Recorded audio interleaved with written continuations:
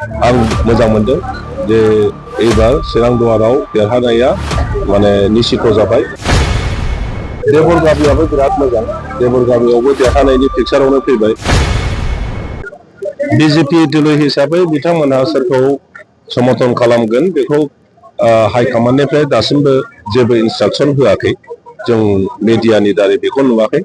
नाथाय आङो जिहेतु केन्डिडेट जाबाय, बेखायनो जायफ्रा केन्डिडेट गैया बा गुबुन गुबुन दोलो समर्थकफोर बिजेपि, कंग्रेस, टिएमसि आरो दानि पार्टि गोदान मा होनो अल्टारनेटिभ पार्टि अफ बर'लेण्ड बेनि गासिबो वार्कारफोरजों आं सावरायदों आरो गोबाङा गाव गावनि बिजेपिया जिहेतु केन्डिडेट गैया बबेथिं थांनो सोरखौ समर्थन खालामनो बिदि जाबाय थादोंमोन।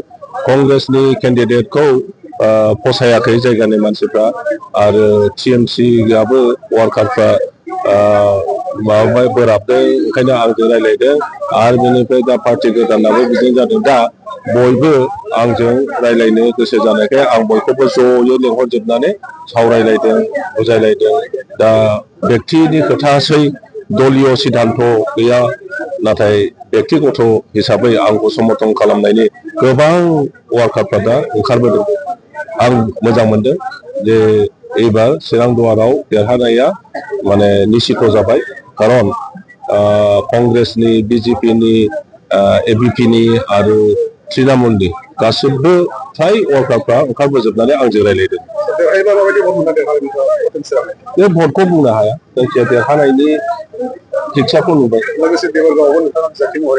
देबर गामियाबो बिराद मोजां, देबर गामियावबो देरहानायनि पिक्सारावनो फैबाय आरो दा नों आसरित मोनगोन जे ओरैहाय माने सा ओनसोलाव दोलै नोगोरै बिपिएफ समर्थकआनो गैला बायदि नुदों। गामिफ्राव लोब लोब आदिबासिफोर ओंखारजोब्बाय, गोरखाफोर ओंखारजोब्बाय, राजबंसिफोर ओंखारजोब्बाय, बर'फोर ओंखारजोब्बाय। दा टाउननि मानसिफ्राबो सिन्था खालामदों। मैया आङो मोनथामसो मिटिं खालामदों। दा बेवहाय गासिबो क्लाब, मन्दिरफोर आरो सेल्फ हेल्प ग्रुपफोर, जों रिक्सा मा होनो बेखौ टट' एस'सियेसन, बास एस'सियेसन आरो टाउननि जि बिजनेसमेनफोरनि एस'सियेसन बिथांमोनजों आं गासिबो रायज्लायजोबदों।